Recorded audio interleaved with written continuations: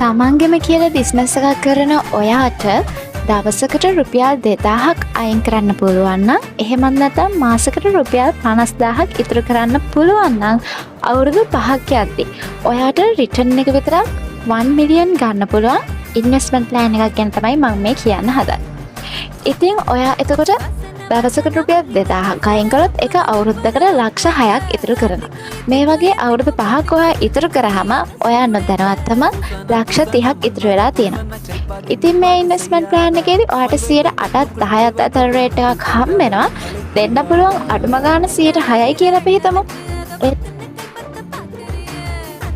ඒතව දාන ගානට 7,36,324ක රිටර්න් එකක් ඔයාට හම්බ වෙනවා දාන ගානට අමතරව. 8%කින් ඔයාට මේ ක්‍රෙඩිටින් රේට් එක හම්බුනොත් ඔයාට 9,56,732ක රිටර්න් එකක්